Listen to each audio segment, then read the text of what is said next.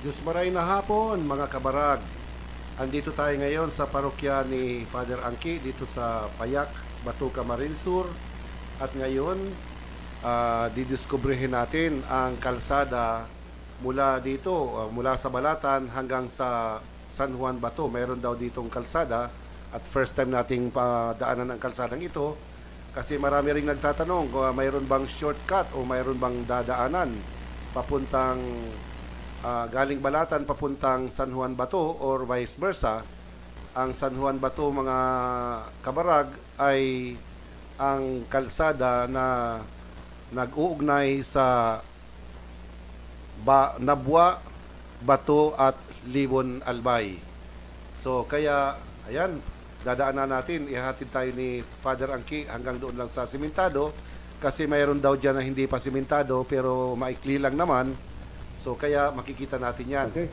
Ayan, samahan nyo kami mga kabarag at ayan, ipapakita ko sa inyo ang kalsada na nag-uugnay sa Balatan at San Juan, Bato, Camarines Sur. Ayan, palabas na tayo ng simbahan. Nasa unahan natin si Father Angki. Hanggang dyan lang si Father Angki sa simentado. Pagkatapos niyan ay babalik lang siya. Kaya makikita, ipapakita ko sa inyo ang kalsada, ang road condition, mayroon pang hindi simentado at majority na daw ay simentado. So makikita natin yan, ang quality ng simentado, kung maganda ba ang pagkasimento, malawak ba or whatever. So makikita natin yan. So kaya doon sa mga nagtatanong kung mayroong kalsada dito sa mula Balatan hanggang San Juan Bato or vice versa, ito na ang kasagutan. Ayan, dito para tayo paakyat.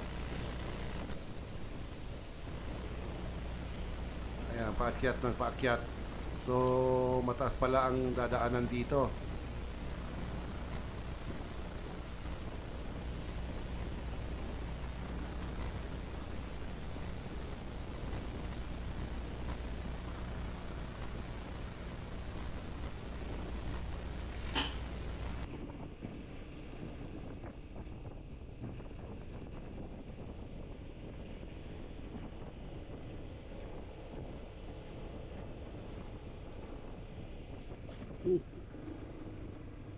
Kaya po, Der. Okay, kaya yan. Halipot man lang po yan, Der. Iyo, sige, sige. Lalo na po. Dire-diretso na lang yan. Thank you. Ayan, maikli lang daw naman itong hindi simentado. Makikita natin, aray, mahirap itong kalsadang ito. Loose ang mga gravel at malalaki. At may mga butas pa. Delikadong mag-slide tayo dito. Ang gamit nating motorsiklo ay X-Max Yamaha. At ayan, si Chubby, kasunod natin, mayroon din siyang motor. Kaya dalawa kaming Oh, ayan. Sabi ko na nga ba eh. Ayan. Ay, buntik na. Ayan. Nag-slide yung hulihan natin. Ay, muntik na. Muntik na. Diretso. Dahan-dahan lang. Dahan-dahan. Eh, nakikita nyo naman ang mga bato. Oh. Ayan. Nako. Loose talaga. Malalaking graba. Tapos loose. No, ayan. Konting ingat lang. Konting ingat. Dahan-dahan lang. Ayan. At sabi, maikli lang naman itong hindi simentado. Kaya nakikita nyo ang road condition dito. Medyo may kahirapan. Lalong-lalo na sa mga maliliit na motorsiklo. Ayan, nakikita nyo yan, no? Mga delikadong kalsada. Pag hindi ka mag-ingat, talagang magsisimplang ka dito. Yan, konting ingat lang, konting ingat lang. Dahan-dahan. Nako, nako, nako. Napasubo yata tayo. But anyway, at least maipapakita natin ang road condition dito sa kalsadang ito. At yung mga gustong duman dito, mayroon na kayong idea kung ano ang dadaanan nyo. Ito ang kalsada na umuugnay sa San Juan Bato papuntang Balatan or vice versa. Ayan, medyo maganda-ganda ng kaunti. Wala ng mga grabang malalaki. Naku, yung dinaanan natin kanina parang ilog na natuyuan ng tubig. Ito medyo okay na kaunti. Although, kailangan pa rin ang konting ingat. Mahirap na. Yan o, tingnan nyo. Mahirap din talaga. Ayan, hindi pa. Ayan, may mga tao. Ayan, may mga dumadaan din pala dito. Ayan, may mga dala-dala sila. Ano kaya mga dala niyan? Siguro mga gugulayin.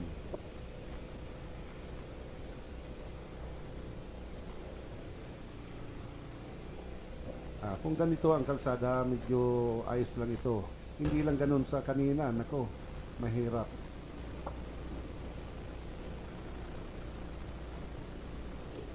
Ayan, may ibon. Nakita nyo yun? May ibon.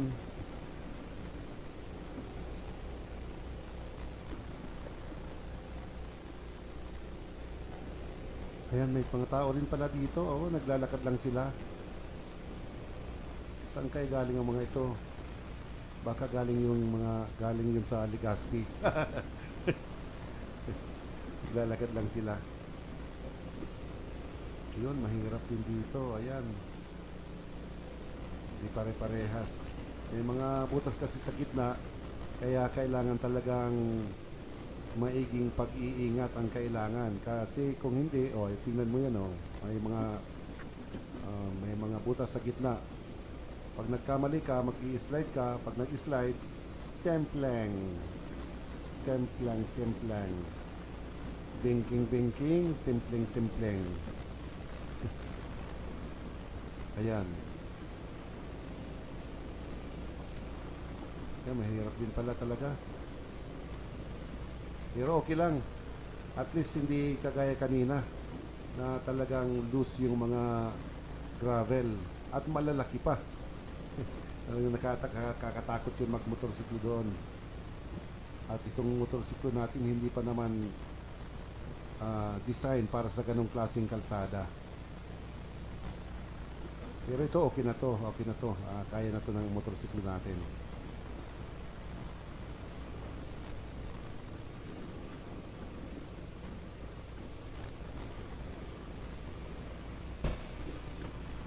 Wala pa. Akala ko maikli lang itong rough road.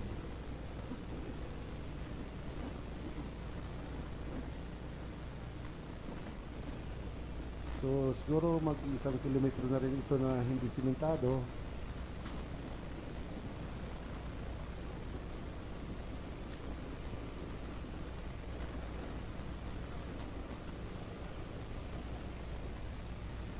Dito okay lang dito ang kalsada.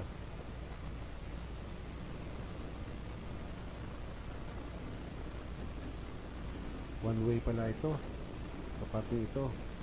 Kung may dalawang malaking sasakyan, 4 wheels, kailangan talagang gumigid yung dalawa.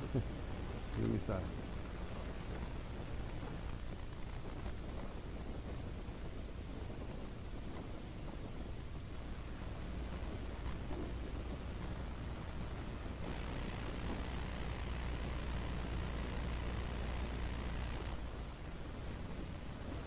Siguro kung maulan ay madulas dito ang kalsada. Buti na lang at maganda ang panahon. At ilang araw na rin daw na hindi umuulan dito kaya ayos lang. May mga parting ito sa parting ito kahit umuulan okay lang to. Pero may mga parte na na pag umulan talagang magkakaroon ng putik. At pag nagkaroon ng putik madulas. Ayun, may mga motorsiklo doon. May mga pumupunta na rito. May mga nakapark na motorsiklo doon. Ito na. Ayan na. Simentado na. Yes! Oo nga naman. Siguro mga 1 kilometro na hindi simentado. O baka kulang yan ng 1 kilometro. Pero ayan, simentado na tayo. Sana hanggang doon na to. Ayan, may motorsiklo dito. Dalawa. May dalawa pa doon sa dinaanan natin. So, nasaan kaya yung mga may-ari nito? Ayan pa. Medyo matao na rin pala dito. Ayan Oh, mayroong four wheels dito. Okay, siguro nga simentado na lahat ito. So ayan mga kabarag, at nakikita nyo ang road condition dito sa kalsada connecting San Juan Bato hanggang Balatan. So kaya kung gusto nyo dumaan dito, at least alam nyo, may idea kayo kung anong klaseng kalsada nandito.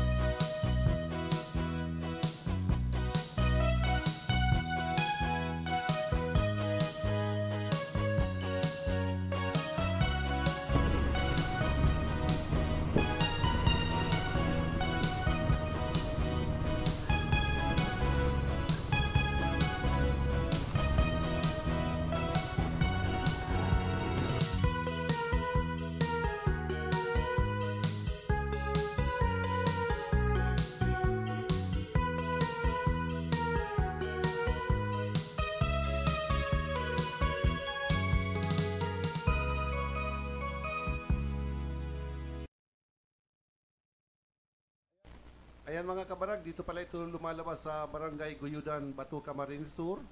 Andito na tayo at yung kalsada sa likod natin ay papuntang Libon Albay. Yun naman sa harap natin ay papuntang Nabwa.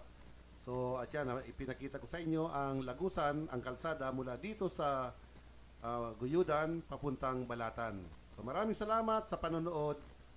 Paki-subscribe na lang, like and share and follow. Thank you.